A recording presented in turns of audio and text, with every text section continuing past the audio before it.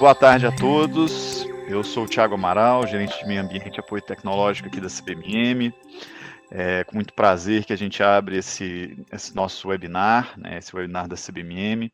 Nós vamos debater alguns temas bastante relevantes aqui para o Brasil, para o mundo.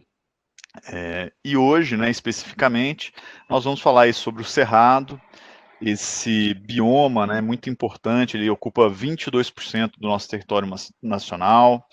Ele é berço de importantes bacias hidrográficas aqui, abriga diversas espécies endêmicas, são únicas e exclusivas aqui, vegetais e animais do nosso cerrado, grande importância. E a gente vai falar do cerrado, porque agora no dia 11 de setembro, talvez nem todos aí saibam, mas dia 11 de setembro foi comemorado, né, o dia onde se comemora aqui no Brasil o Dia do Cerrado, né? Então, essa data é importante, né, muito importante para a CBMM, porque a nossa sede, né, todas as nossas operações são feitas aqui em Araxá, em Minas Gerais, bem no coração do Cerrado. Então essa é a nossa realidade, a nossa paisagem do dia a dia, e é nesse bioma que a gente trabalha já há muitos anos. Aí nossos programas ambientais começaram desde 1984, né, com várias temáticas de manejo de flora, de fauna, e principalmente muitas ações educativas, e nós estamos investindo aí com essa relação com a natureza de forma bastante constante, por ser um tema que nós acreditamos um dos nossos pilares como empresa, né? Ser uma empresa sustentável faz parte do nosso dia a dia, faz parte do que a gente acredita. Para discutir então esse tema importante, como a gente falou, eu estou aqui em companhia de um grupo de gigantes aqui, né, pessoas especialistas, né, do mais alto gabarito, e aí de antemão já agradeço a participação e o aceite de cada um deles. Então a gente recebe aí o Francisco Oliveira Filho, que é especialista em conservação, membro do Comitê Científico do Extreme E, Rafael Tello, professor da Fundação Dom Cabral, o Maurício Columbari, que é sócio e líder da área de sustentabilidade da PwC Brasil, e a Nayara Mesquita Mota, que é bióloga, com doutorado em ecologia, e ela é responsável pelo Laboratório de Botânica do Instituto Inhotim. Todos vocês muito bem-vindos, muito obrigado pela participação novamente. Já agradeci algumas vezes, mas nunca é demais agradecer realmente essa disponibilidade de poder estar aqui com a gente.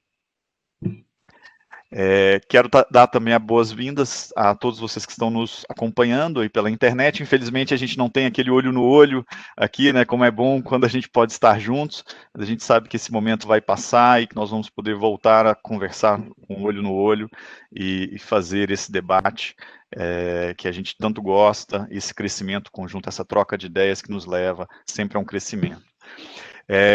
Explicando para vocês um pouquinho, quem está aí participando com a gente do outro lado, do lado direito, vocês têm um link aí com perguntas, né, um espaço onde vocês podem escrever as perguntas e que nós vamos responder aqui ao final da nossa conversa, que nós vamos dividir aqui com vocês.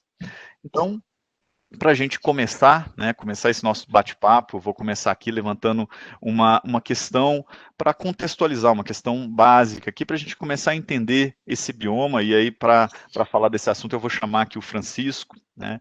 Francisco, você podia falar um pouquinho para a gente aqui sobre o Cerrado, contextualizar um pouquinho esse bioma hoje, como que ele se encontra, os desafios desse bioma, quais são as impressões, né? Falar um pouquinho para a gente desse cerrado, né? Por favor, fica à vontade. Obrigado, Tiago. Boa tarde a todos os que estão aqui compondo essa mesa para a gente fazer esse debate. É um prazer imenso e agradeço já o convite que foi feito para mim e também a todos aqueles que estão acompanhando esse evento. Acho que sempre é melhor estar olhando olho no olho, como você bem disse, Tiago, mas as condições atuais nos levam e fazem com que a gente fique à distância, mas nem por isso vamos deixar de debater esse assunto importante que é o Cerrado, né? Então, eu acho que você já deu alguns elementos iniciais do Cerrado, eu vou reforçar algum deles e vou mostrar na minha fala inicial por que eu entendo que o Cerrado é um dos biomas mais importantes do nosso país, se não o mais importante. Certamente a gente ouve na mídia, se fala muito na mídia, de um outro bioma que foi celebrado no dia 5 de setembro, que é a Amazônia, mas no dia 11 a gente celebra o Cerrado, e hoje nós estamos aqui para falar do Cerrado. Então, acho que, reforçando o que você já disse, o Cerrado ele tem, dentro do seu conjunto de espécies, são mais de 11.500 espécies. Essas espécies elas têm um alto grau de endemismo, ou seja, espécies que só ocorrem aqui no Cerrado. Nós estamos falando de quase 40% do que ocorre no Cerrado entre animais e plantas são exclusivos do Cerrado, o que torna ele um ambiente bastante exclusivo, bastante importante, não só no contexto nacional, mas no contexto internacional da sua representatividade.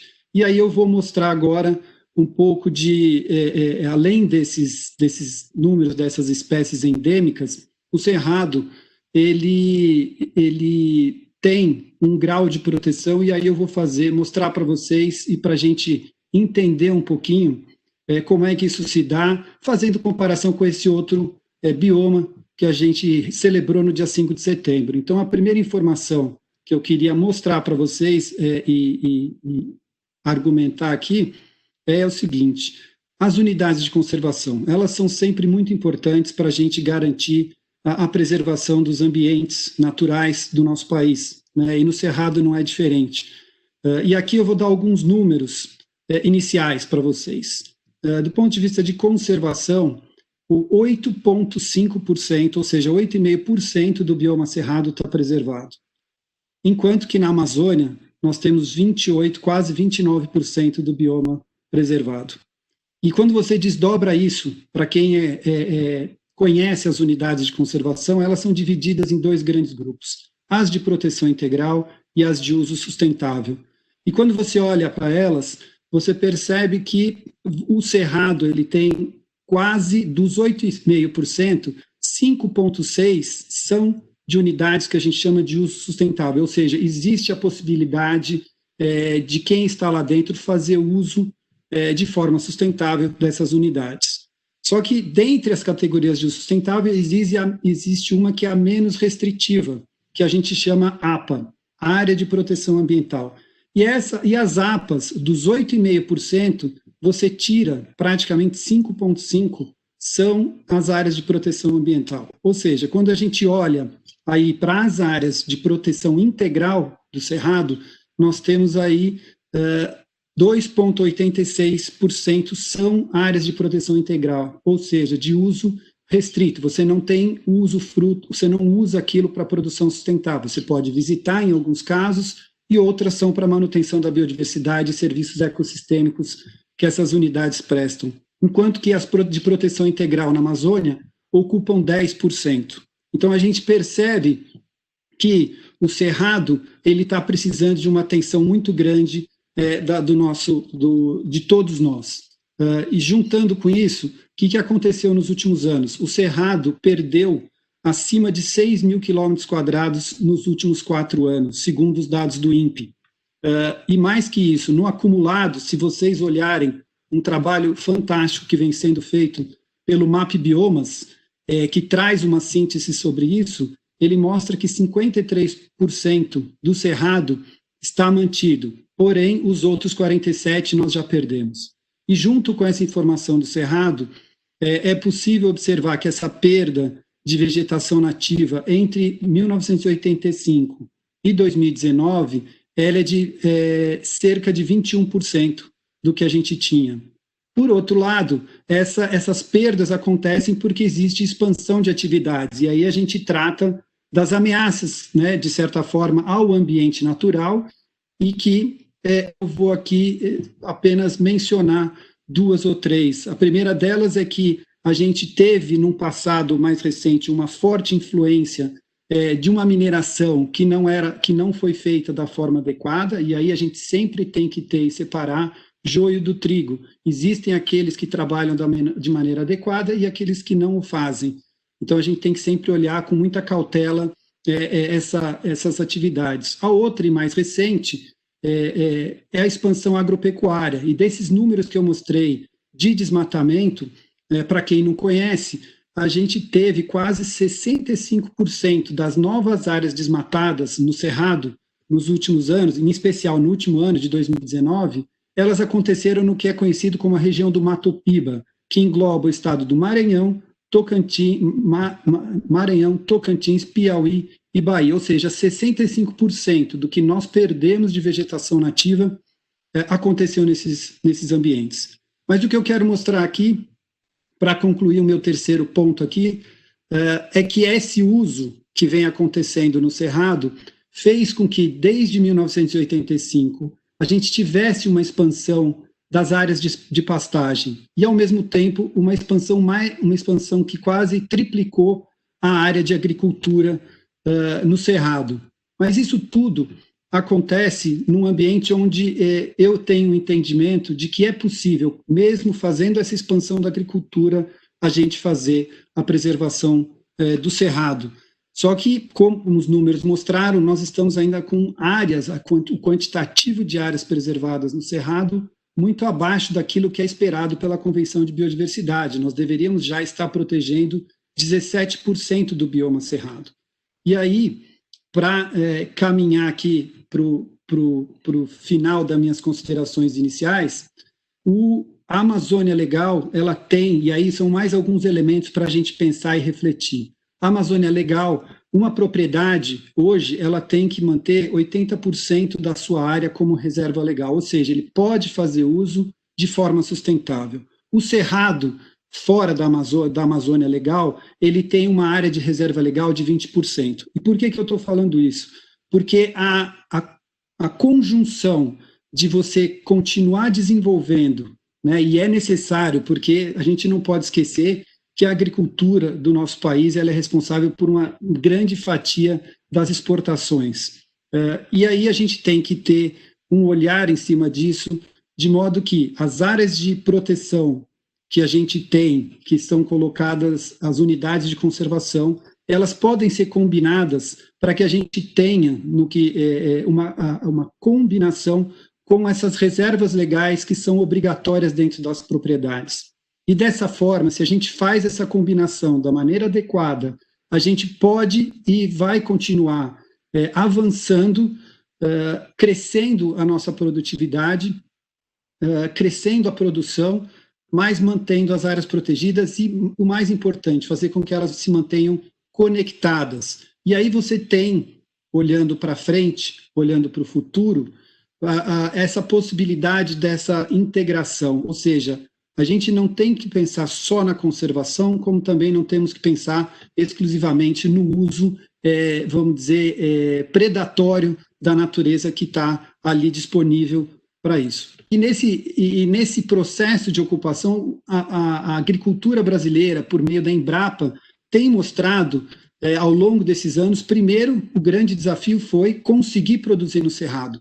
Então, todo um trabalho feito pela Embrapa mostrou que a gente conseguiu tecnologias únicas, muitas vezes no mundo, que nos levou a uma grande capacidade de produção. Mas ainda tem espaço muito grande para essa produção melhorar. Ela pode ser, e isso leva para um segundo ponto.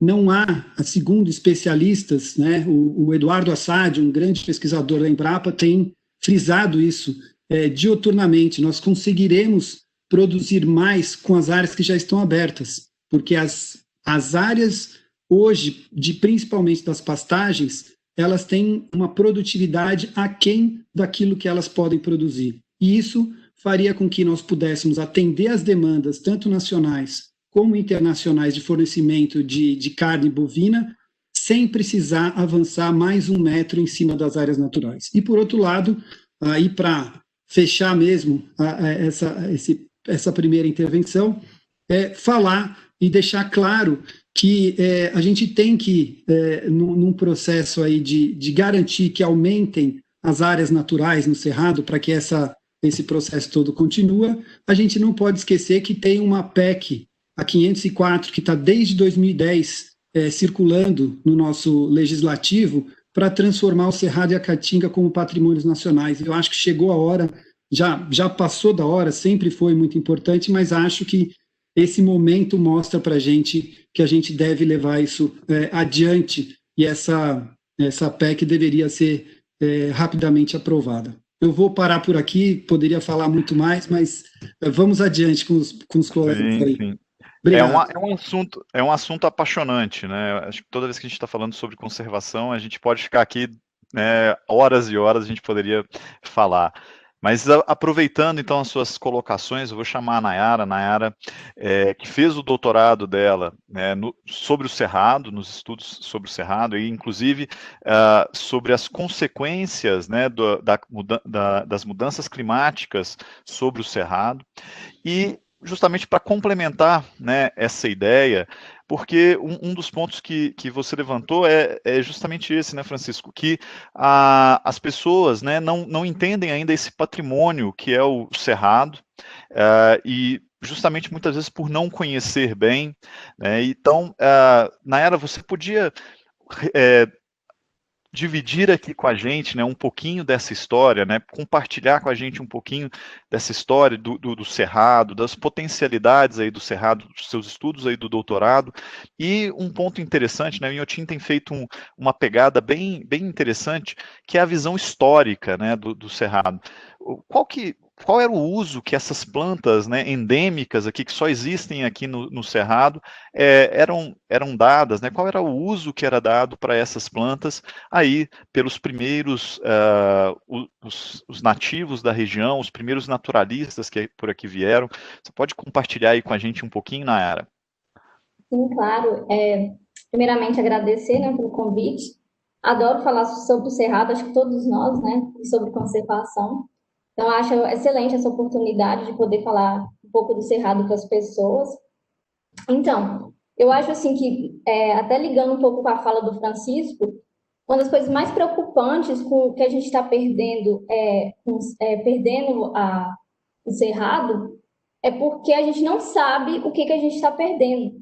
Ele citou a região do Mato Piba, né, onde está tendo os maiores índices de desmatamento e é onde há menos estudos sobre o Cerrado.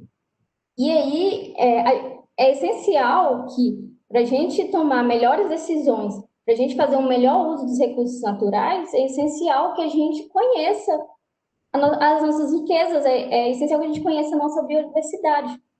Então, eu acho que o papel da ciência, né, e o papel das universidades brasileiras, o papel até do governo e também da sociedade em si, é apoiar esse tipo de iniciativa, da gente conhecer mais a nossa riqueza, né, a nossa biodiversidade.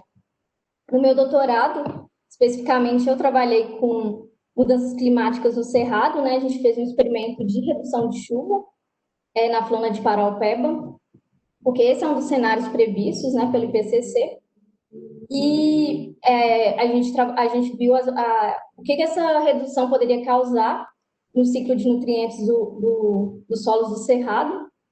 A gente teve até, os resultados mostraram que vai haver alterações, e aí é importantíssimo, então, a gente conhecer, a gente entender e levar também esse conhecimento para as pessoas, né? Isso muito que lá no IoT a gente busca fazer, mostrar para as pessoas que às vezes a gente fica muito distante, né? Quando a gente está nas cidades, a gente fica muito distante da natureza e muita gente não conhece o Cerrado pessoalmente. E quando elas visitam o Iotim, elas podem conhecer algumas dessas espécies e também um pouco das histórias delas, né? Dessas espécies. A gente agora está com essa pegada, né? De trabalhar bastante com etnobotânica, né? O que seria a etnobotânica? Os conhecimentos dos povos tradicionais sobre essas espécies, dos usos que eles fizeram e ainda fazem dessas espécies.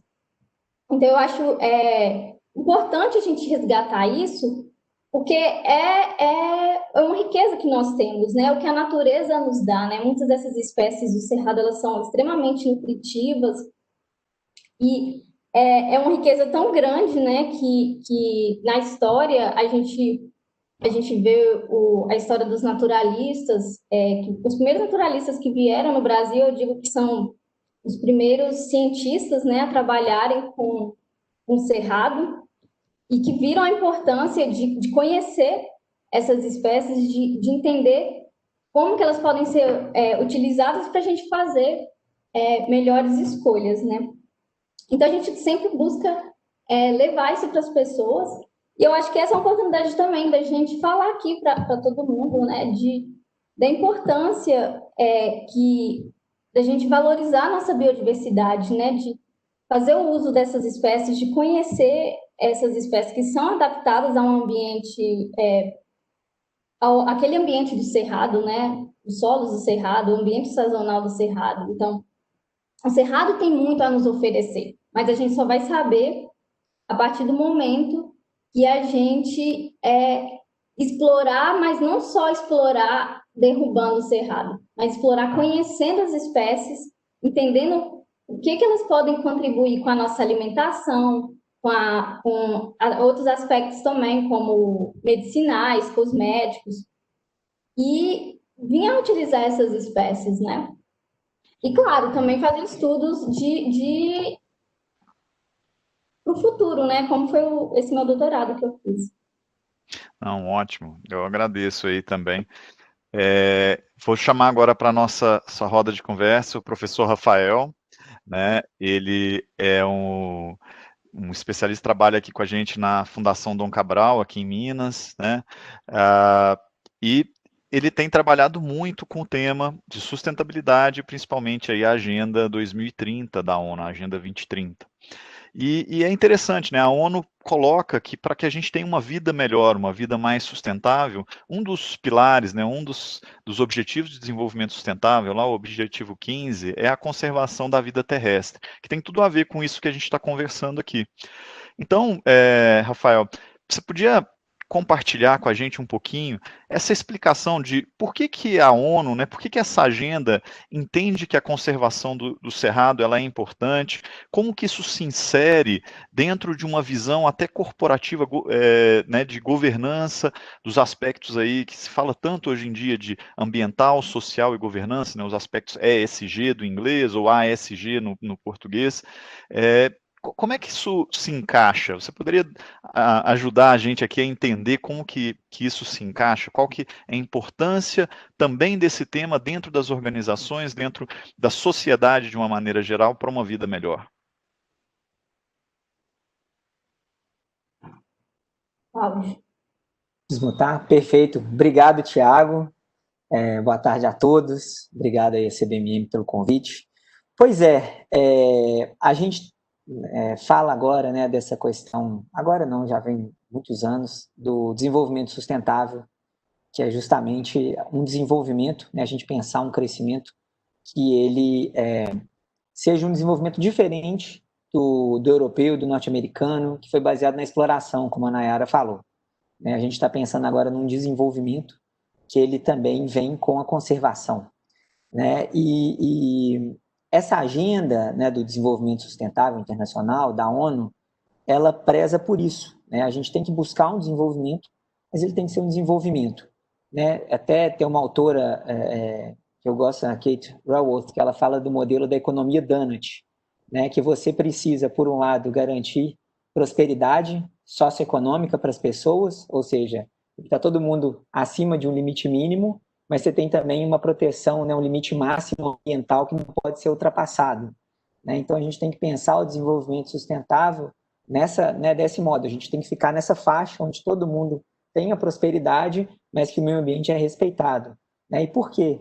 Porque o meio ambiente é capital também. A gente não entende, não pensa muitas vezes nisso, mas no caso do Cerrado, além de toda a biodiversidade que tem lá, ele é chamado da caixa d'água também do Brasil. A gente tem uma importância do abastecimento das bacias hidrográficas, e sem água, muitas atividades não funcionam. Hoje a gente tem uma série de empresas que estão trabalhando com programas de recuperação e conservação de bacias para manter o insumo que elas precisam. A gente tem que pensar com essa visão, o ESG tem que estar integrados, a gente tem que pensar em algo equilibrado. Então, em relação aos objetivos do desenvolvimento sustentável, a gente vê que na parte ambiental, o Cerrado ele é muito importante pela sua biodiversidade, pela água, além do solo, obviamente, que a gente tem. e aí ele começa a fazer a transição do que é ambiental para o que é socioeconômico. A gente tem um outro objetivo do desenvolvimento sustentável, que é o de fome zero, né, o ODS 2, e a gente precisa dessa terra também do cerrado para a produção de alimentos. Mas a questão é pensar qual o retorno que a gente pode ter desse uso. Né? Uma pecuária extensiva, ela vai dar um retorno semelhante a um princípio ativo, que possa ser uma droga, né, um remédio, ou ter algum uso para a indústria. Então, essa análise do retorno sobre esse investimento, o retorno sobre esse capital é muito importante para a gente poder tentar trazer os ganhos econômicos que a gente quer e que a gente precisa no Brasil, emprego, redução de pobreza, né, infraestrutura também sustentável, sem explorar, né, e extinguir esse capital natural que existe ali no Cerrado. Então, esse é o nosso desafio, e é muito importante. A gente tem ali tem um estudo bem interessante da conservação internacional com o Fundo Brasileiro para o Desenvolvimento Sustentável, onde eles mostram, né, que 22% da população mais pobre do Brasil vive em áreas que mantêm 36% dos nossos biomas preservados. Então, se a gente não encontrar soluções para que essas pessoas consigam a sua renda, consigam a sua sobrevivência, o seu desenvolvimento, protegendo o meio ambiente, nós vamos fatalmente estar numa situação onde nós vamos perder isso, né? E infelizmente, essa é uma batalha que a gente tem que enfrentar com muita seriedade, porque uma vez extinto qualquer recurso natural, a gente não consegue recuperá-lo. Né? Então, se a gente perde uma espécie, né, a gente nunca mais vai conseguir ter uma possibilidade de contar com ela, né, nesse sentido. Então, o que eu vejo, né, que é necessário quando a gente pensa nessa questão dos ODS, nessa questão do desenvolvimento sustentável, é ter essa visão equilibrada. E aí eu falo de 2 últimos ODS, né? Nós temos 17, eu já falei aqui de um conjunto deles, mas a gente tem 2 que são muito importantes, que são os 2 últimos, é o 16 e o 17, que são instituições.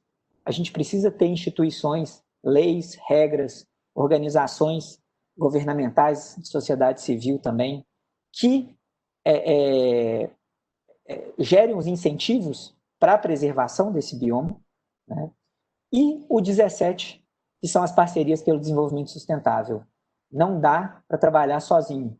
A nossa rede aqui de Minas Gerais, nós já temos 18 organizações de grande porte, né? CBMM, Fundação Dom Cabral, mas também temos construtoras, Fiat, Unimed e outras, e a gente precisa trabalhar junto para que a gente possa realmente conseguir alcançar os nossos objetivos. Uma mensagem só para entender o desafio disso, para fechar minha fala, é que, segundo a Falcone, seguindo como estamos, a nossa tendência é conseguir cumprir um dos 17 objetivos do desenvolvimento sustentável que a gente tem para o país. Então, o nosso desafio é muito grande. A gente precisa mudar radicalmente a forma como a sociedade, as empresas e o governo operam para que a gente consiga atingir esses objetivos, e a preservação do cerrado é um deles e é fundamental para que a gente possa alcançar muitos outros. Então, a gente tem 10 anos aí para trabalhar, e temos que trabalhar firme, né, com muita inteligência para conseguir mudar esse resultado.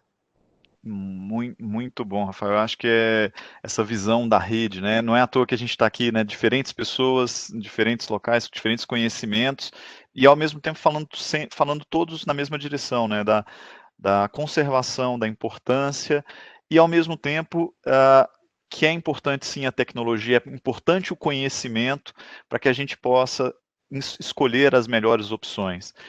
E aí, Maurício, você aí na PwC, na Price, né, tem uma experiência aí mundial, né, diversos negócios aí no mundo todo, diferentes áreas, diferentes setores de trabalho, né, e isso mostra também, você tem acompanhado aí as tendências de investimento internacional, as assegurações também que são feitas dessas informações socioambientais, e então, levando em conta, né, o que o Rafael colocou, da importância de nós trabalharmos em rede, das empresas também se posicionarem quanto a esses critérios ambiental, social e governança, como que as empresas podem fazer esse reporte, né, dessas informações dentro dos seus relatórios anuais, como elas têm feito isso e qual que é a importância que tem sido dada aí nesses reportes, nesse momento, pelo que você tem trabalhado aí com as empresas. Então, em primeiro lugar, boa tarde a todos os participantes. Meu boa tarde a você, Tiago, aos demais panelistas aí que já fizeram comentários muito interessantes, e acho que é importante esse painel que tem pessoas com expertises tão diversas, né, e traz visões aí que a gente consegue ir construindo um raciocínio após essas falas aí tão relevantes. Então, em primeiro lugar, para mim é uma grande satisfação participar do evento da CBMM. Eu aqui na PwC, quando entrei em 1992, um dos primeiros clientes que eu visitei foi a CBMM em Araxá, e eu ficava muito encantado com tudo que a CBMM já fazia naquela época, em termos de aspectos sociais, e também nessas questões até mesmo eu poderia, na hora do almoço, visitar aí os animais que vocês mantinham na empresa. Então isso aí já demonstrava que a CBMM era pioneira nesses aspectos, né, e continuou sendo assim, né, isso é muito importante. Então acho que uma coisa que é fundamental hoje é que os aspectos de ESG, ou ASG, como você falou, né, Tiago, eles demandam uma visão integrada de 3 aspectos: é o aspecto ambiental, social e de governança corporativa. Então, as empresas antes, elas tinham um foco muito grande no lucro, né, como sendo o objetivo final, e eu acho que essa é uma visão muito positiva para que as empresas não só tenham essa visão de maximização de lucros, mas também elas sejam demandadas a prover as visões de qual é o impacto de suas atividades no meio ambiente, o impacto social e também como a governança das empresas cuida de tudo isso, né? Então, esse é um movimento que ele ficou muito importante atualmente, porque pela primeira vez, eu acredito que existem fatores, que os 3 aspectos de ESG se tornem relevantes ao mesmo tempo. Então, vamos dizer, não preciso nem falar o que o Francisco, o Rafael, a Nayara disseram aqui em termos dos impactos de meio ambiente, né, e de mudanças climáticas que vêm pressionando as empresas, tanto o aspecto da pandemia que nós vivemos, mas também a pressão por uma sociedade mais justa e inclusiva impulsionam os aspectos sociais. E aí, grandes casos também vamos dizer, de efeitos contábeis em empresas, de escândalos corporativos, levam a uma discussão de governança. Então, nós temos aí fatores em todas essas frentes e que tem pressionado bastante as empresas a se posicionarem. E aí, vamos dizer, a forma mais clara de uma empresa se comunicar com todas essas partes interessadas é por meio de seu relatório anual, no qual a empresa tem a oportunidade de descrever um pouco da sua estratégia, do seu modelo de negócio e, principalmente, qual é o impacto das suas atividades dentro de cada um desses temas. Obviamente, para a maioria das empresas, não existe um requerimento único e padronizado da forma de como fazer esse reporte anual. Então, isso acaba gerando uma dificuldade, não só de comparação, mas também até mesmo um pouco da confiabilidade das informações que estão sendo prestadas. Então, hoje em dia, o que a gente se discute é a criação de um padrão único, na qual tanto as empresas no Brasil, como em qualquer outro lugar do mundo, possa prover as informações que sejam comparativas, e você consegue ver o impacto das suas operações no Brasil e comparar com o impacto de uma empresa similar em qualquer outro lugar do mundo. Então, eu acho que isso é uma tendência muito positiva e importante. E aí você me pergunta como as empresas podem também melhorar o relatório, né? Então, o que a gente costuma falar para os nossos clientes é que, na verdade, o relatório é o resultado de tudo aquilo que você faz, né? Então, a melhor forma de melhorar o relatório, eu acho que é fazer melhor, né? Reavaliar suas práticas, o impacto que você tem no meio ambiente, reavaliar como você vamos dizer, se relaciona com a comunidade, olhar para os aspectos de governança corporativa, e aí isso enseja questões fundamentais. Muitas vezes as empresas têm que rever o seu próprio propósito, né? Ou seja, qual que é o propósito da minha empresa? Como isso se relaciona com esses aspectos que nós estamos falando aqui? Qual que é a estratégia, né? Qual que é o modelo de negócio que eu estou escolhendo para colocar a minha estratégia em prática, e como isso impacta todos esses aspectos da sociedade. E aí, muitas vezes, nós começamos a ter discussões que elas são bastante desafiadoras, né? Porque hoje todo mundo quer fazer um reporte melhor, mas, ao mesmo tempo, nem sempre está preparado, né, para tomar essas decisões que permita uma maior responsabilidade social e uma maior responsabilidade ambiental. Enfim, eu acho que isso, até para concluir essa minha primeira fala e dar espaço para os outros participantes, esse é um dilema que daqui para frente ele só vai ser cada vez mais presente para as organizações, né? E acho que o Rafael tocou muito bem nesse aspecto. É o aspecto da conservação versus o aspecto do desenvolvimento. E isso aí a gente percebe, isso aí está, vamos dizer, lendo o jornal, é um aspecto que a gente percebe que está presente todos os dias, e cada vez mais as empresas vão ter que, vamos dizer, colocar para todas as partes interessadas qual é o caminho que a empresa escolheu. Excelente, excelente. Obrigado, Maurício. Vou voltar aqui agora, então, com o Francisco, aproveitando aí essa fala aí do Maurício, né, como fazer melhor, né, como é possível a gente trabalhar, né, de uma forma melhor.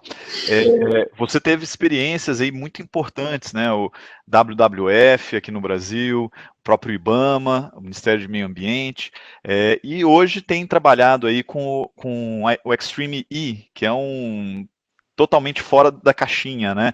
Um esporte, né, de corridas elétricas, né? De veículos elétricos fora de estrada, em locais que estão sendo afetados aí pelas mudanças climáticas, e que tem um propósito muito importante de deixar um legado, né, nos seus locais.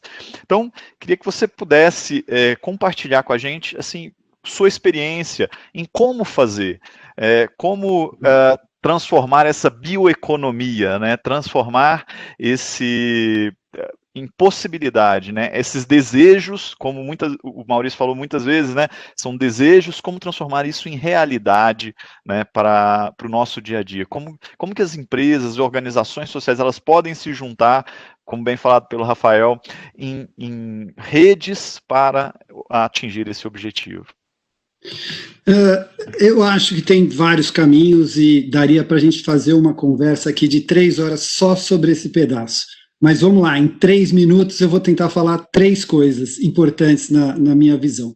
A primeira delas, acho, e começando por esse ponto que você colocou, o Rafael falou, o Maurício reforçou, é que ninguém vai alcançar resultado nenhum trabalhando sozinho. Então, acho que eu queria dar um exemplo de um grupo que mostra o quanto existe uma falsa conversa de que não é possível se trabalhar e se conciliar a conservação e desenvolvimento, é a coalizão Clima, Floresta e Agricultura. Quem quiser olhar na internet vai ver que o trabalho deles tem sido muito grande, não só de influenciar as políticas públicas, porque ali você tem pessoas, representantes do terceiro setor, você tem representantes de empresas, enfim, todos olhando para as questões climáticas, para os desafios que nós temos aí tão bem colocados pelo Rafael, pelo Maurício e pela Nayara.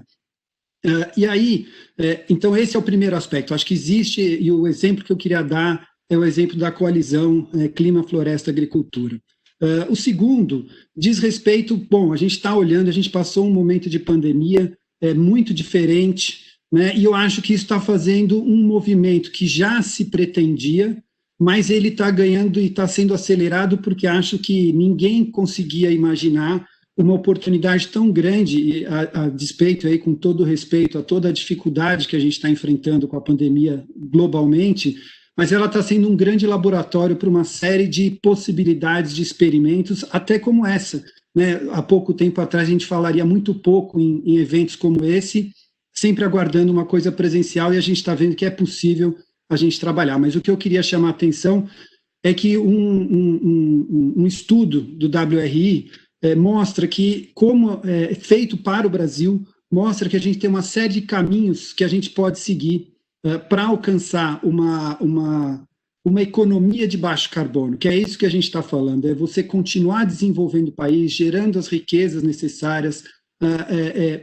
produzindo e, ao mesmo tempo, gerando uma riqueza social, uma riqueza econômica e uma riqueza ambiental para o nosso país. Ou seja, os 3 pilares aí que o Rafael mencionou bem do desenvolvimento sustentável. E nesse estudo do WRI, eles fazem 3 cenários, e nesses 3 cenários eles mostram que se a gente caminhar para e aí eu vou focar um pouquinho nessa interface que eu trabalhei na primeira parte da minha fala, que é você mostrar que essas escolhas que nós vamos fazer de uma economia de baixo carbono, num dos cenários, é que você pode aumentar significativamente a quantidade de empregos no Brasil. Ou seja, até 2030 você pode ter um ganho de 2 milhões de empregos se a gente passar e trabalhar com questões de baixo carbono, valorizando o capital natural, como já foi dito, e junto com isso, ir num caminho firme de reduzir as emissões e cumprir o Acordo de Paris, do qual o Brasil é signatário e tem lá as suas metas nacionais.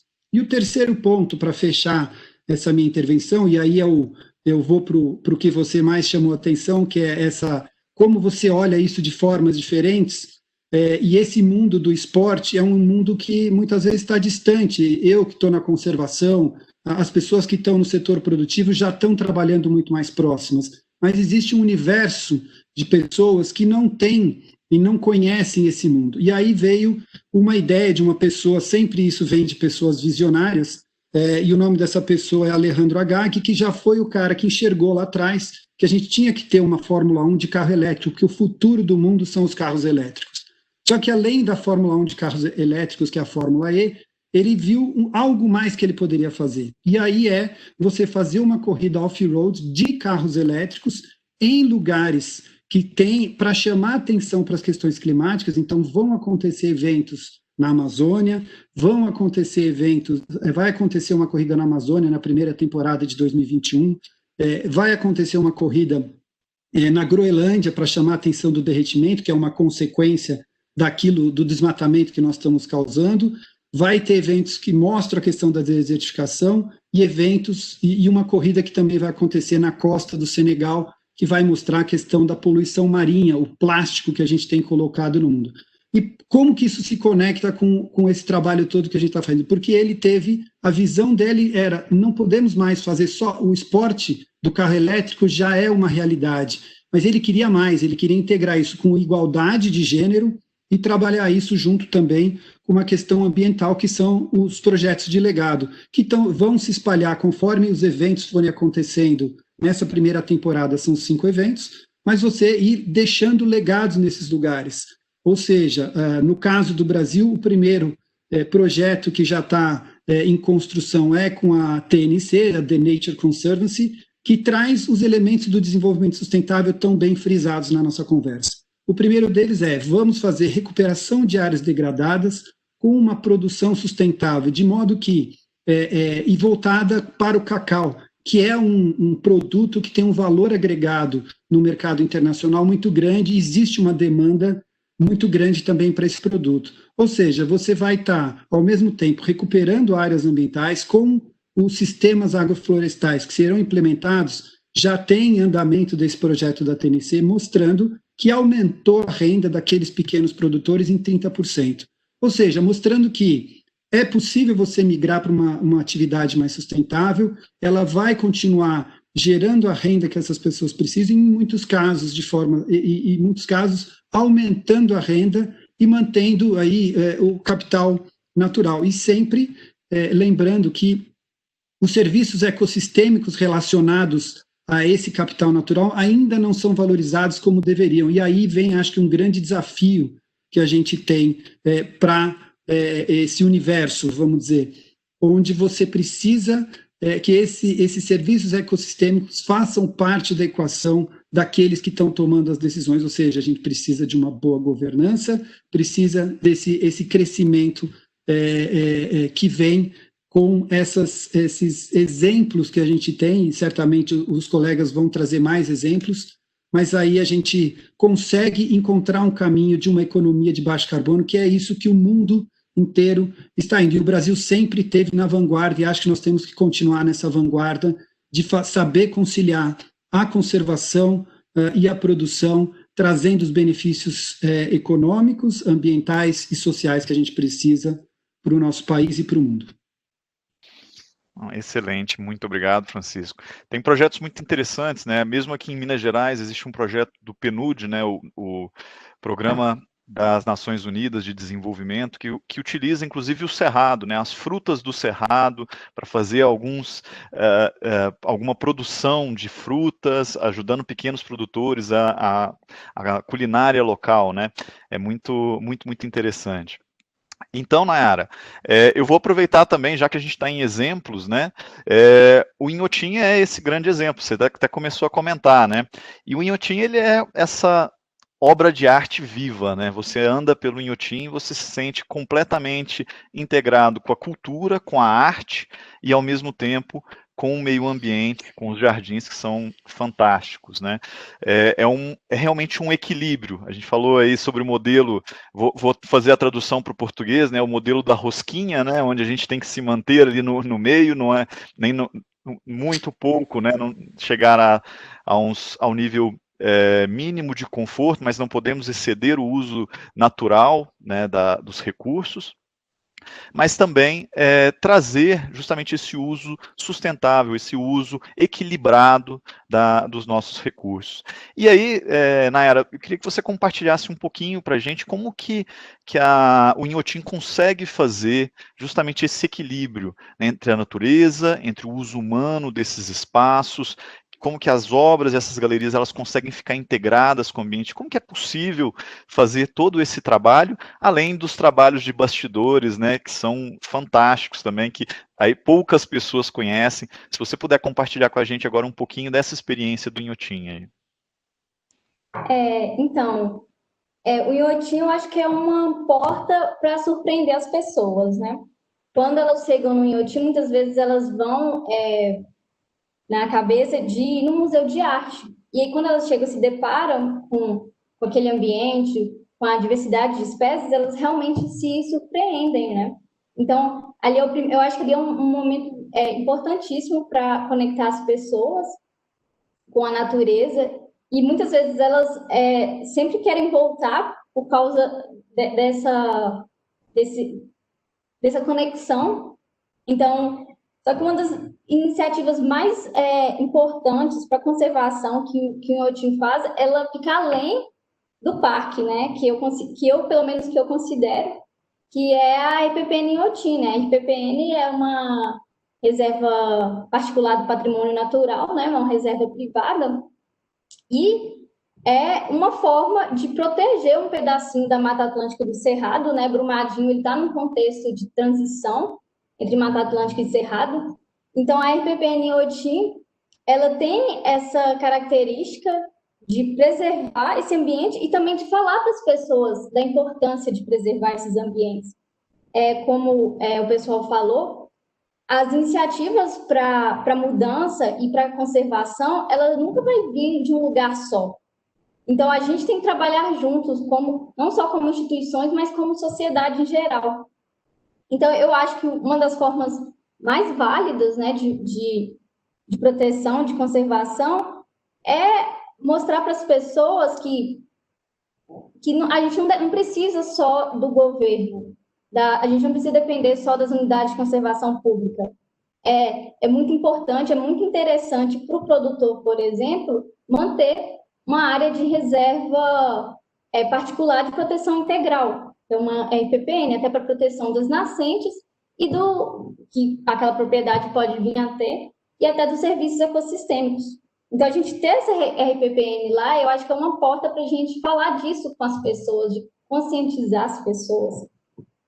E além da arte e da natureza, né? Que é o que a gente espera encontrar no Inhotim, e acaba que a gente conversa muito mais, a gente tenta pelo menos conversar um pouco, muito mais do que isso. Fica até o convite para todos vocês, quando a gente reabrir, irem visitar o Inhotim. Eu acho que é uma excelente oportunidade para ver de perto tudo isso que eu estou falando com vocês. E é Não, basicamente isso. muito obrigado, Nayara. Acho que é excelente. Realmente, quem tiver a oportunidade e puder visitar o Inhotim é realmente um local fantástico e que traz justamente isso, o bem-estar, tá? Também em ter um bom equilíbrio com a natureza, com a arte. A gente fala muito aqui, uma das nossas bandeiras aqui na CBMM é justamente a trabalhar com a educação integral. E educação integral é cultura, arte, né, esporte, a conservação dos ambientes, a educação. Então, tudo isso faz parte do ser humano, né? E a gente precisa desse equilíbrio, a gente precisa desse caminho do meio, né, para ser melhores, né? E aí, aproveitando então toda essa fala, né, eu vou puxar o Rafael de novo aqui, Rafael. A Fundação Dom Cabral, ela tem um histórico aí de formação de gestores de alto nível aí nas organizações, né? E como que a academia tem tratado essas práticas ambientais dentro dessa formação com esses gestores, esses futuros tomadores de decisão dentro das empresas? O que vocês têm percebido em termos desse trabalho com a educação e com a conversa né, dos vários níveis, desde da formação inicial até os trabalhos que são feitos aí com os gestores, né, de alto nível aí das organizações, para a gente buscar essa sociedade mais sustentável. Bom, é difícil falar aí pela fundação, né, instituição muito grande, mas eu vou falar né, pela minha atuação, né, pelo que eu tenho visto lá com as empresas. Nós temos percebido, né, um aumento desse interesse, né, dos nossos participantes em relação ao tema. As pessoas querem entender um pouco mais a questão da sustentabilidade, querem entender como alinhar essas questões ESG aos seus negócios, né? E a fundação, como uma escola de negócios, né, ela tem trabalhado esse tema, né? A gente nas nossas abordagens, né, nas minhas aulas, a gente tem tentado trazer a linguagem de negócios para o tema de sustentabilidade, né? Acho que isso é muito importante, porque a pior coisa que tem é criar essa ideia de conflito. Ah, não, a área de meio ambiente, a área social cuida dessa parte de sustentabilidade, nosso negócio continua caminhando, né? Essa integração é um dos grandes desafios e é o que a gente tem que tentar passar, né? A gente tem visto a demanda por conhecimento nessa linha para todos os níveis, né? O que eu acho, né, e agora eu queria destacar um pouquinho, é que a gente está num momento que esse processo se acelerou, né? Eu tenho um grande amigo, né, que é o Carlos Pereira, que ele é o secretário do Pacto Global, é o movimento da ONU que cuida de sustentabilidade para as empresas, e no começo da pandemia a gente conversava, poxa, agora que as coisas estavam começando a caminhar, depois da crise, as empresas estavam voltando a trabalhar com sustentabilidade, será que nós vamos sofrer um outro revés? E, para nossa surpresa, não foi o que aconteceu. Na verdade, as empresas, elas parecem que ficaram mais interessadas em trabalhar com sustentabilidade, elas ficaram mais preocupadas, né, em tentar organizar o seu negócio para ser mais sustentável, né? Isso foi uma grata surpresa, né, que nós tivemos. O Pacto tiveram muitas empresas que se tornaram signatárias do Pacto, né? Dentro do nosso grupo da rede, a gente teve, né, um crescimento no momento da pandemia, ainda estamos crescendo com outras empresas, ainda, né, devemos crescer ainda esse ano. Então, o que a gente observa é muito isso, as empresas estão em busca de soluções, né? E aí, para trazer um pouco, né, desse ponto, né, que tipo de solução as empresas elas estão buscando, né? Uma primeira, que o Maurício colocou muito bem, é como organizar a sua comunicação, né, e trabalhar isso também dentro da sua estratégia. Então, a gente fala muito sobre a questão da materialidade, né? As empresas que conseguem definir os seus temas prioritários ambientais, sociais, de governança, elas têm um resultado superior, né? E os investidores estão querendo que as empresas trabalhem isso com mais força. A B3, né, que é a Bolsa Brasileira, acabou de falar, né, que no ano que vem ela vai mudar o seu índice de sustentabilidade para tentar incorporar mais, né, essa ideia da materialidade. Ela vai avaliar as empresas dentro daqueles temas onde elas geram maior impacto, seja ele negativo ou positivo. A gente teve no começo do ano a BlackRock, gestora de fundos, 7 trilhões de dólares, falando que ela vai deixar de investir em alguns setores, ela vai intervir nos conselhos onde ela participa, né? E isso pode ser um risco se você não estiver atuando com sustentabilidade, mas pode ser uma oportunidade se você estiver atuando, né? E a gente já quebrou o recorde esse ano de emissões de green bonds também, ou seja, títulos que são atrelados a resultados verdes, né? Isso foi uma notícia de hoje da Capital Research falando isso. Então a gente vê que tem empresas que estão vendo esse movimento e estão aproveitando, né? E a gente espera que outras também comecem a fazer esse processo. E o que eu acho que é bacana, a gente tem uma ideia que a gente leva para as empresas, os nossos participantes gostam muito desse conceito, que é o conceito do professor Michael Porter, de Harvard, que é o conceito do valor compartilhado. É aquela ideia que o professor Porter ele fala que onde estão os maiores problemas do mundo, estão os maiores mercados também. Então, as empresas que quiserem resolver os problemas sociais, os problemas ambientais, vão ser aquelas que também vão encontrar as maiores oportunidades. E a gente vê que no Cerrado, né, a gente tem exemplos desse tipo.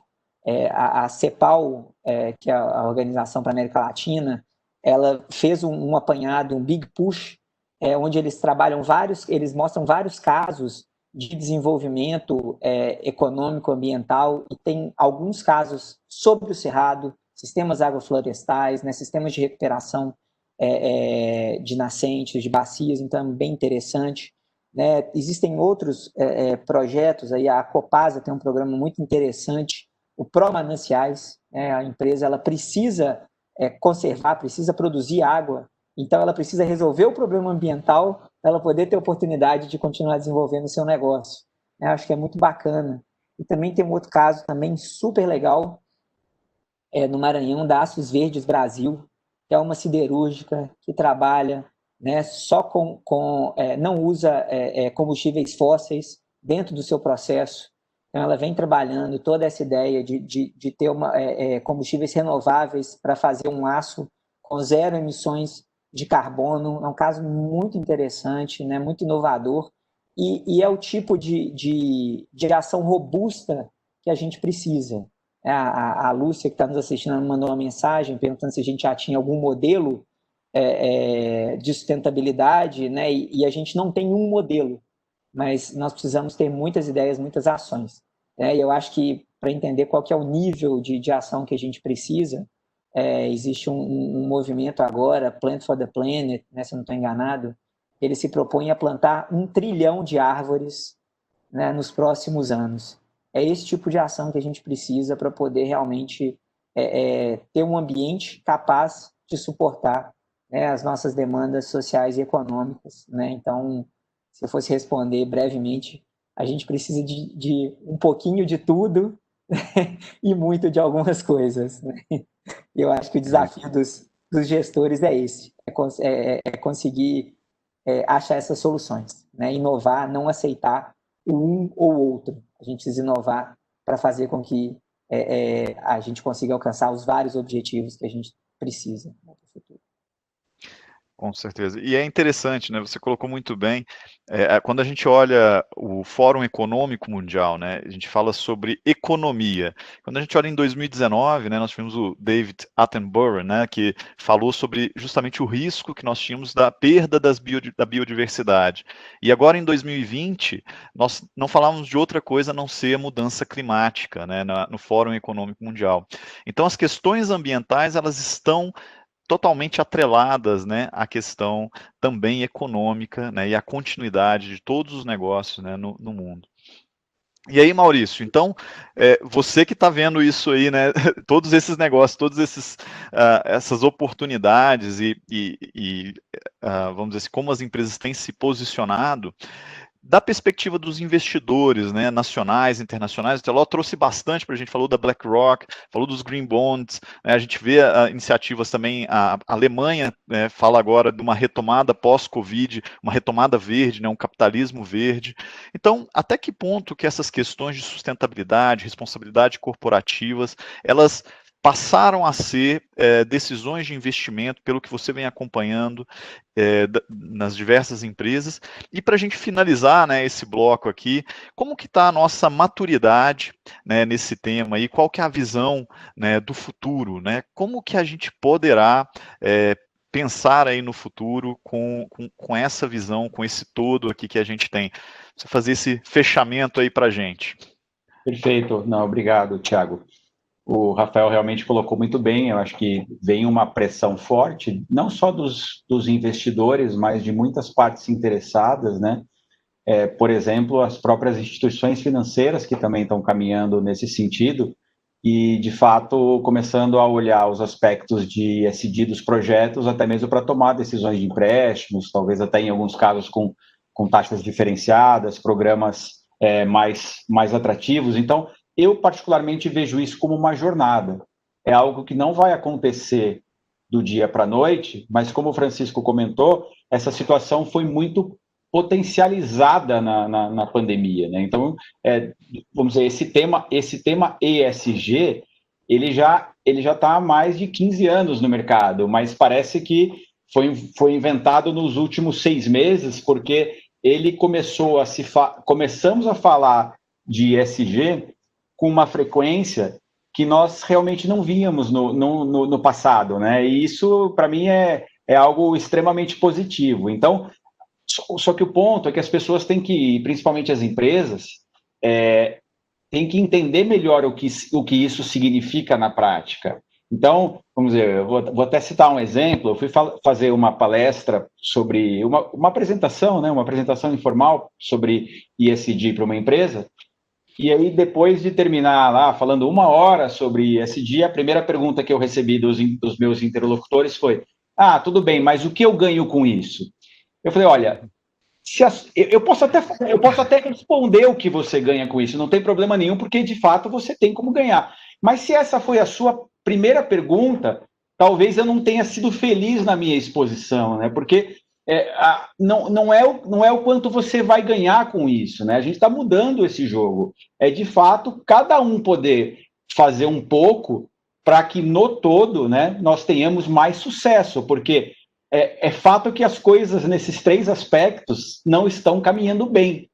E aí eu acho que, e até fazendo, acho que, vamos dizer, uma correlação com tudo isso que está sendo dito com o mundo empresarial, hoje uma coisa que a gente percebe é que, vamos dizer, até mesmo no nível de governo, não existe uma coordenação global dessas, vamos dizer, dessas iniciativas, né? Então, nós temos líderes com perfis completamente diferentes no mundo, e eu não vou entrar aqui se é populista ou se não é, mas que cada um caminhando para uma direção, e aí, vamos dizer assim, grandes fundos, como, por exemplo, o exemplo que o Rafael citou, a BlackRock, fala assim, bom, já que se os líderes não estão caminhando para a mesma direção, eu vou usar o meu poder de influência e fazer que essas empresas, de fato, respondam às minhas demandas, entendeu? Então, acho que é um pouco disso que está acontecendo, né? As empresas saem vamos dizer assim, de um espaço confortável, na qual simplesmente buscavam o lucro e, sinceramente, apenas uma nata das empresas preocupadas com esses aspectos, e aí você passa a ter essas questões muito mais presentes no dia a dia, entendeu? Então, acho que esse é um pouco o movimento que está acontecendo, e, na verdade, parece que é um movimento que, de uma forma muito favorável, ele veio para ficar. Tá? Ele veio para ficar, então as empresas vão ter que se mexer para dar essa resposta.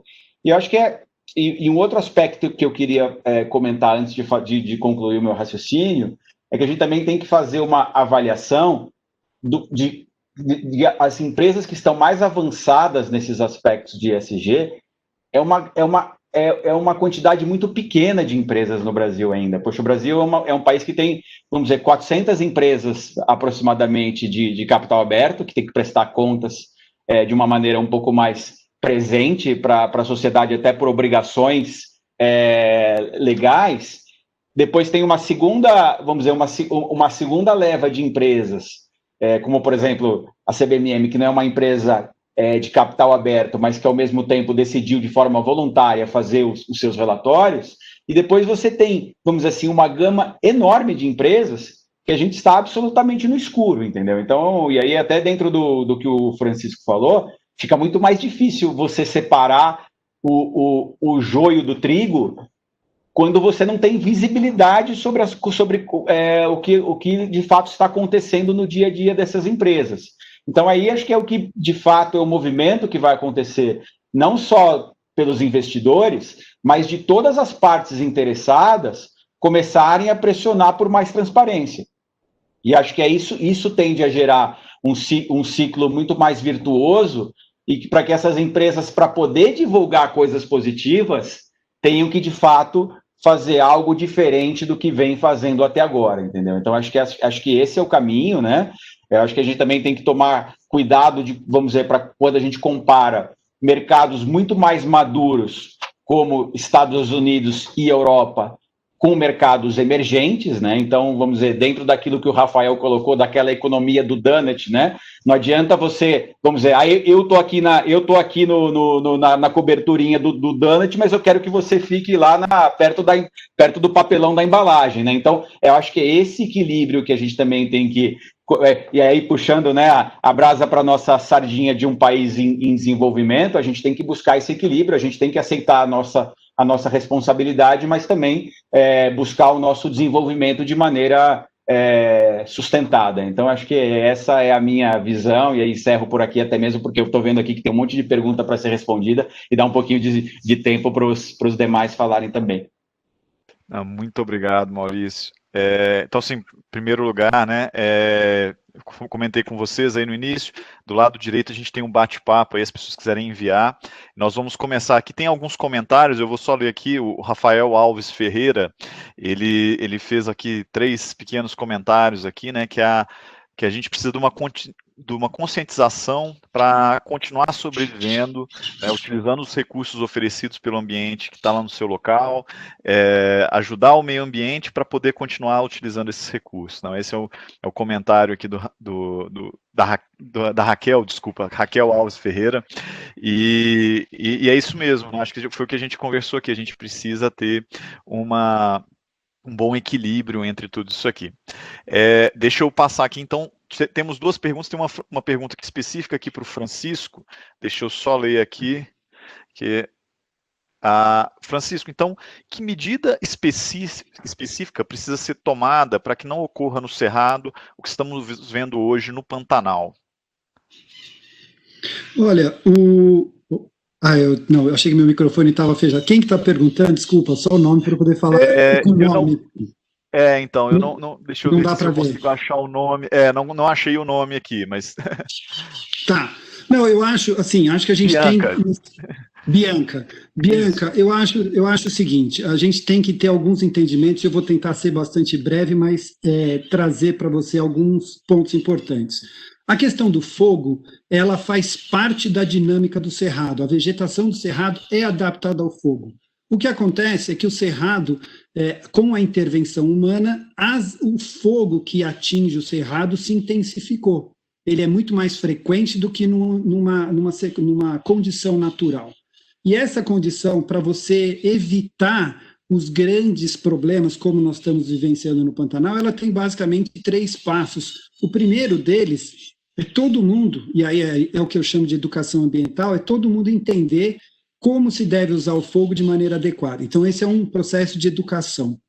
Segundo, as instituições responsáveis ao fazer o processo de educação, não estou falando que só nas escolas, são com os produtores rurais que fazem, em alguns casos, e hoje já não precisa, na maioria dos casos, para o plantio você não precisa até o plantio direto tem trazido muitos benefícios para a agricultura.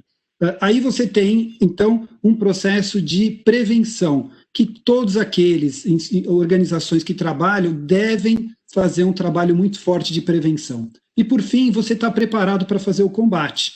Mesmo assim, você vai enfrentar situações onde você vai perder o controle, mas se você cumpre esses passos iniciais que eu falei de forma consistente, e aí não é uma questão só das ações de governo, a sociedade tem um papel nisso, as empresas têm um papel nisso, todos juntos podemos fazer com que situações como essa sejam evitadas, mas sim, sempre num processo de governança onde todos atuam de forma conjunta.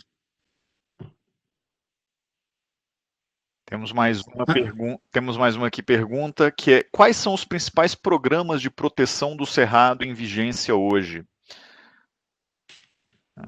Essa é para mim? Ou é para... Foi geral, quem se sentir confortável aí para responder, acredita aí, Nayara e Francisco, talvez vocês possam nos ajudar aí com as informações. Então, eu acho que assim, existe várias iniciativas, né, de ONGs, de instituições públicas também, de conservação. Então, existe, por exemplo, tem um exemplo muito interessante, que é o do Instituto Cerrados, é uma ONG que faz um trabalho muito interessante no Cerrado, então procurem conhecer essas instituições. Atualmente eu até tive notícia, né, de uma unidade de conservação nova que vai ser criada no Cerrado, e foi até um evento promovido pelo Instituto Cerrados, falou sobre isso, que é no Rio dos Couros, se não me engano, em Goiás. Então, eu acho que a criação de unidade de conservação é a principal, né, a principal iniciativa de proteção. Só que, infelizmente, né, é muito difícil a gente falar disso no governo atual, né? Porque que não tem uma política ambiental tão forte, tão direcionada para a conservação. Então, eu acho que, para nós, como cidadãos, eu acho que é importante a gente conhecer esses trabalhos, né? Por exemplo, falaram até do Pantanal, tem muitas ONGs, muitas ONGs que estão trabalhando no combate ao fogo, estão recebendo doações. Então, acho que é importante para nós, como sociedade civil, conhecer essas instituições e também, na hora de votar, verificar, né, o programa político dos governantes nessa questão ambiental, porque ela é importantíssima para o nosso futuro, né, e para o futuro das nossas gerações, das próximas gerações. Então, eu acho que vale a pena não olhar só o que o governante tem a dizer sobre saúde e educação, que também são muito importantes, mas também em relação à questão ambiental. Obrigado, Nayara. Francisco, você quer complementar alguma coisa? Posso passar para a próxima? Não, por favor. Tem aqui a Lúcia, né? O Rafael já até tinha respondido a primeira aqui da Lúcia, né? Falando sobre essa empreitada, né? Com os, vamos dizer assim, para irmos para uma sociedade mais sustentável, né? E aí ela colocou aqui, insistindo ao grupo aqui: vocês enxergam alguma possibilidade de dar vida digna a todos os humanos com sustentabilidade ambiental? Não teríamos que mudar alguma coisa no sistema? E aí, vou pedir aí uma ajuda aí do Rafael. Rafael, acho que tá muito a ver com a questão da agenda da ONU, né? Por favor, vamos lá. Bom, ela pergunta se tem que mudar alguma coisa no sistema. Na verdade, tem que mudar muitas coisas, né? Para a gente conseguir. Eu acredito que, para não ficar muito extensa a resposta, eu acho que a gente está hoje num momento onde se tem uma visão de muito curto prazo, né? Então, a gente pensa nisso, tanto as pessoas, né, mas também as empresas, né? Então, a gente precisaria ter uma visão de maior longo prazo, né, sobre decisões, né, sobre alocação de recursos, enfim, busca de resultados, né? Acho que esse é um ponto muito importante que a gente tem que mudar no sistema, né? Um outro ponto são os modelos de negócio, né? A gente não pode mais continuar pensando em modelos que se compra um produto, de posse única, que ele tem uma vida útil muito curta, né? Então, novos modelos de negócio são necessários, né? Eu acho que isso também é muito importante, né? E uma outra mudança também que eu acho que é fundamental é a questão das externalidades, né? A externalidade é todo resultado não esperado que acontece por causa de uma ação. Então, a gente pode ser uma externalidade negativa, igual emissão de gases de efeito estufa. Você não quer emitir gases, mas você precisa emitir para algumas atividades, né? Um cimento, por exemplo, né? Ou uma externalidade positiva. Enfim, você cria abelhas para produzir mel e de externalidade você tem polinização. Então, tem uma série de possibilidades e a gente tem que integrar esses elementos dentro do nosso sistema, né, como custos, no caso de emissões, né, de uso do solo, de transformação, coisas desse tipo, mas também como incentivos e valorização, como o Francisco colocou, serviços ambientais, a gente polinizar mecanicamente ou artificialmente as plantas, ao invés de deixar isso com as abelhas, tem um custo enorme, e se a gente não considerar isso, nós vamos tomar decisões ruins, né, que vão levar a resultados também ruins para a sociedade, para todo o sistema econômico. Então, eu diria que, claro, tem muitas outras mudanças, mas eu acho que essas mostram aí o caminho que a gente precisa caminhar. Muito Tiago, obrigado. Pode falar, Francisco, vamos lá. Não, é só um complemento bastante rápido aí na fala do Rafael, acho que ele foi bastante preciso e feliz. Eu só queria lembrar a Lúcia que eu acho que tem uma questão que às vezes a gente não tocou aqui, a gente falou muito das empresas, falamos da governança, dos governos, mas existe um ator que é fundamental nesse processo, que é o consumidor. É o consumidor que está fazendo a mudança nos mercados europeus, que está fazendo com que o mercado financeiro tenha que enxergar. Então, você tem ações dos consumidores nos mercados desenvolvidos que fazem com que geram um efeito dominó, que passa pelos supermercados na Europa, que conversam com os fornecedores deles e que estão buscando limpar suas cadeias. Então, o consumidor, em última instância, ele tem um poder muito grande, ele não sabe, mas ele tem, porque se ele sabe da origem daquele produto, que, por exemplo, esteja gerando desmatamento, ele pode optar por não comprar, né, aquele produto. E isso tem um impacto, fora todas as outras ações. É só lembrar que o consumidor tem um papel muito importante nesse processo. Nesse processo, sim.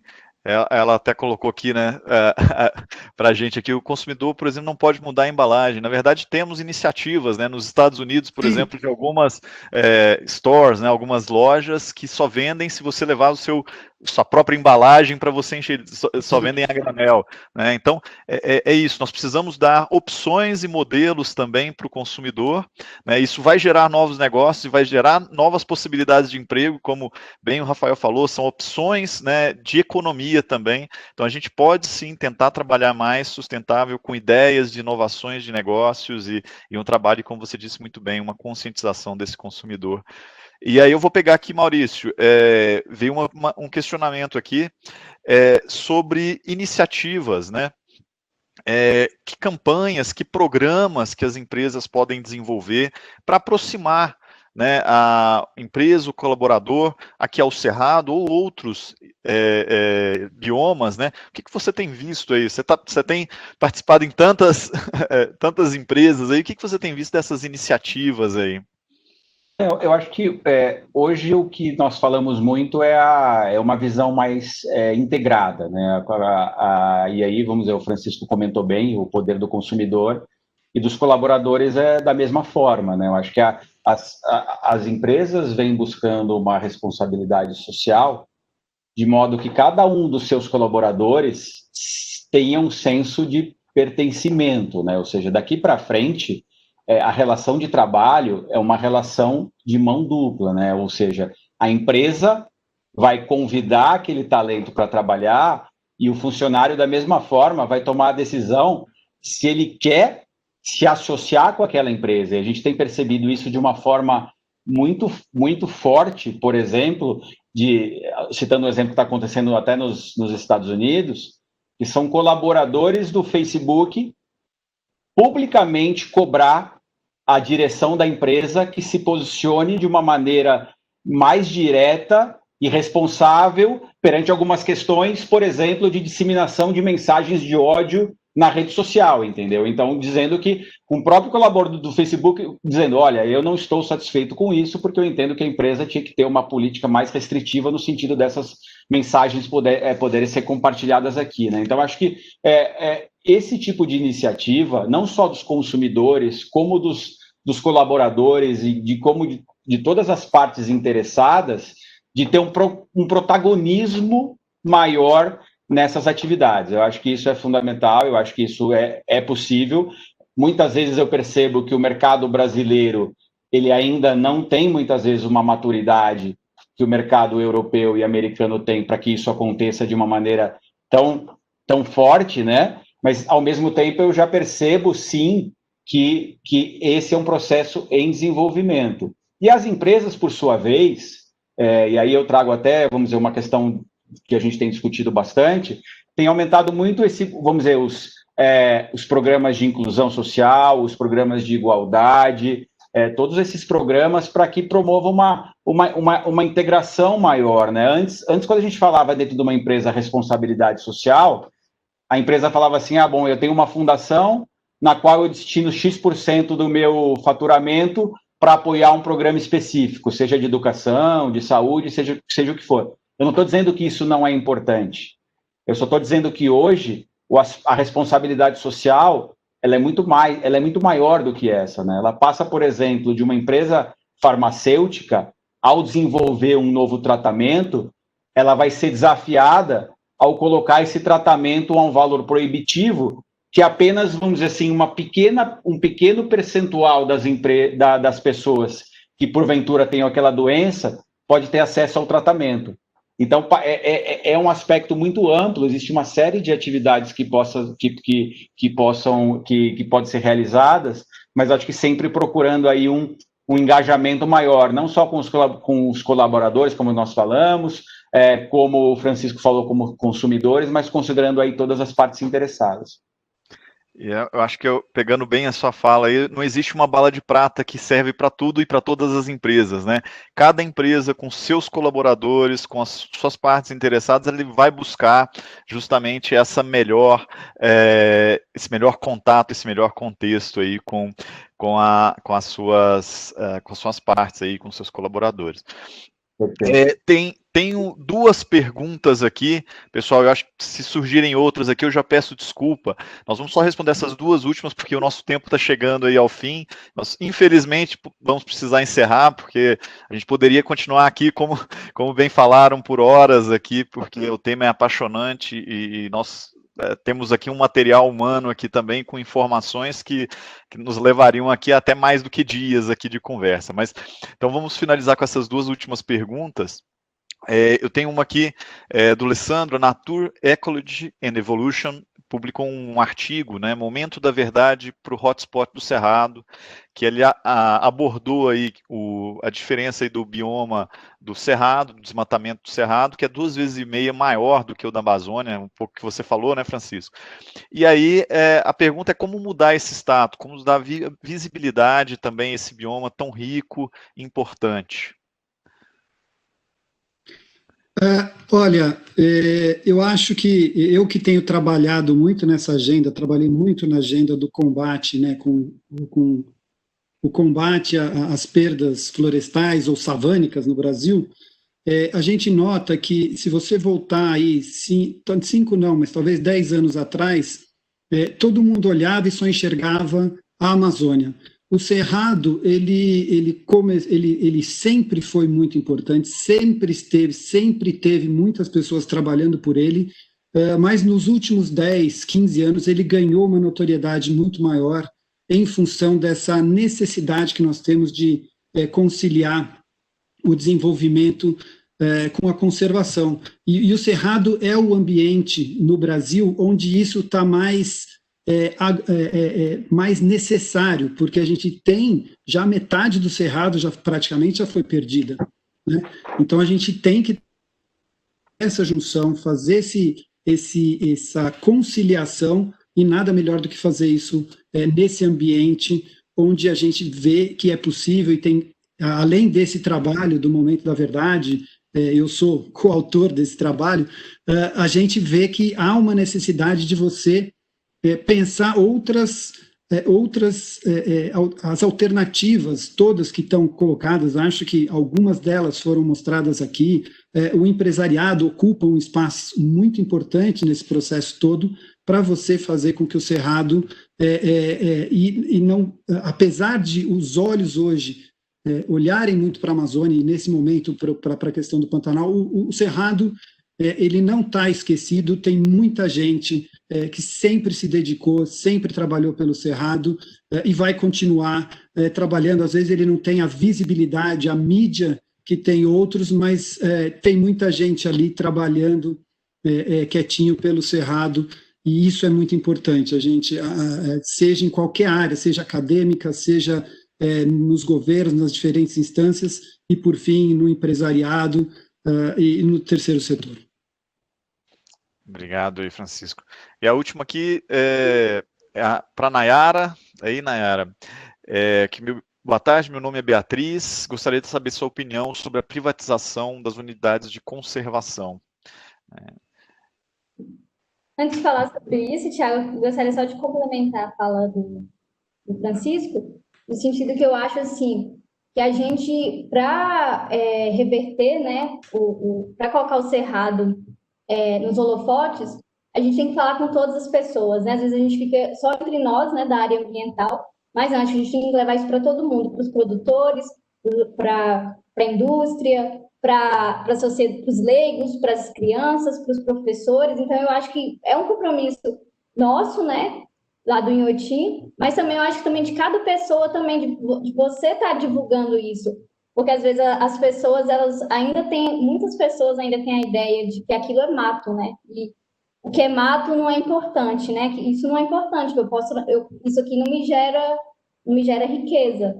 E não é bem assim. Então, eu acho que eu queria deixar isso até como mensagem de levar isso para todo mundo, né?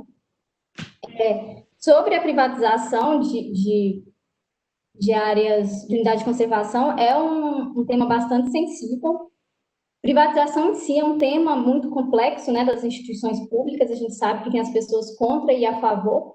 Eu acho que o mais importante é que tenha transparência no processo, que as pessoas, a sociedade possa opinar sobre a forma como vai ser feita, porque eu acho que é muito fácil você falar de privatizar um parque, uma unidade de conservação, como o Ibitipoca, que é uma unidade de conservação, digamos assim, lucrativa, porque recebe milhares de visitantes durante todo o ano.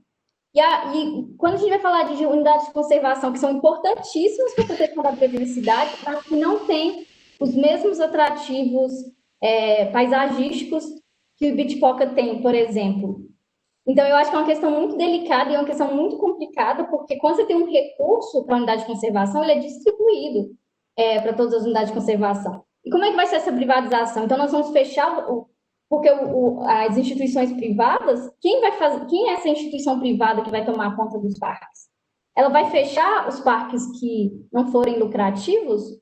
Então, eu acho que é uma questão que tem mais perguntas para ser respondidas, que tem que ser debatida com vários setores, né? Tem que ser debatida com instituições, com empresas, com universidades, com o terceiro setor, e que não pode ser feito a toque de canetada, né? A partir de hoje, as unidades de conservação são instituições privadas e vão ser vendidas. Não, aí não. Aí a gente tem que ir para a rua para protestar. Mas é basicamente isso que eu gostaria de fazer para vocês. Ótimo. Mas eu acho que é isso. Como a gente já falou aqui, não existe uma única solução e uma solução fácil que atenda a tudo, né? E muito importante sempre esse trabalho de rede, né? Todas as pessoas, consumidores, né? A sociedade, vamos dizer, o terceiro setor, né, das organizações sociais, o segundo setor com as organizações econômicas, o primeiro setor com o governo, todos eles trabalhando junto para um bem comum, que é, né, Rafael? Pode complementar. Eu só queria fazer um complemento. Mais uma vez, a gente volta a falar da questão de redes, e eu acho que tem um caso muito interessante que na minha consultoria a gente organizou, que foi o caso da cooperação técnica da Votorantim Cimentos com a Sociedade Brasileira de Espeleologia e a Reserva da Biosfera da Mata Atlântica.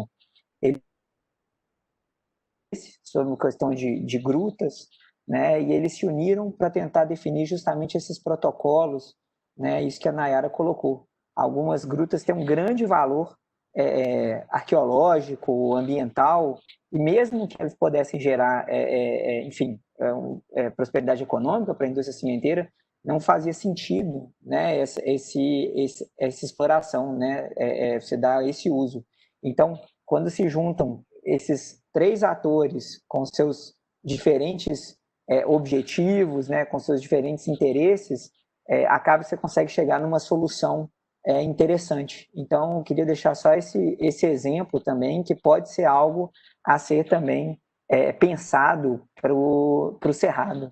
Acho que algo para inspirar. Muito obrigado, pessoal. Então, chegamos aqui ao fim, né? Um atraso de 1 minuto, para não falar que fomos tão ingleses assim, né? Mas agradeço aqui a todos os painelistas aqui, agradeço a todos que nos acompanharam, tivemos alguns parabéns recebidos aqui, e realmente foi um prazer muito grande poder estar aqui um pouquinho, dividir, né, com essas pessoas aqui que são super especiais aqui, e com vasto conhecimento esse momento aqui. Então, só agradecer a todos vocês e a todos que acompanharam aqui. Acho que a gente teve um momento muito aprendizado e temos uma certeza só que temos muito ainda a aprender e a fazer, né? Acho que é isso. Pessoal, se vocês quiserem, última palavra aí, só para a gente encerrar. Um minuto. Sempre que você conversa com pessoas, e quem está do outro lado sempre fica, o que eu posso fazer no meu dia a dia para ajudar nisso? Porque às vezes ele sente aquilo escorrendo no meio das mãos. Tem uma coisa muito simples que a gente pode fazer. A gente desperdiça alimentos em quantidades enormes.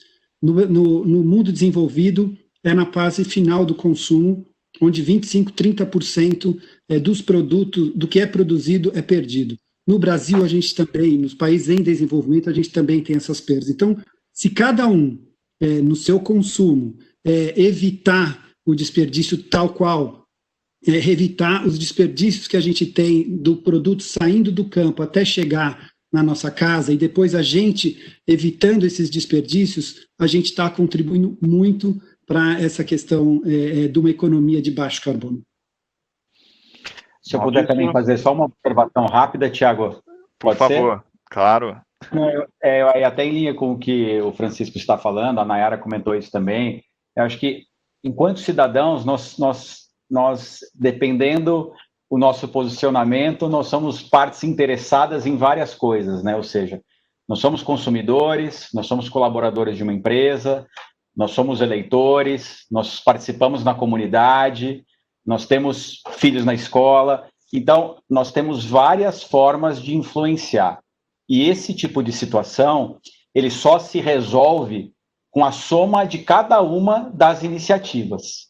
Porque se, sei lá, 20 anos atrás, pessoas não tivessem começado a falar em ESG, a gente não estaria falando isso todo dia no Valor Econômico, nos principais sites, nos principais meios de comunicação. E isso chegou pelo esforço individual de cada um. Então, de uma maneira modesta, humilde, acho que cada um pode fazer a sua parte, e a gente, na somatória do todo, acho que é possível, sim, fazer a diferença. Acho que excelente, Maurício, é isso aí. Temos todos nós que fazer a nossa parte. Pessoal, muito obrigado, vamos encerrar por aqui, então. Agradeço novamente e espero que tenham gostado aí. Até uma próxima.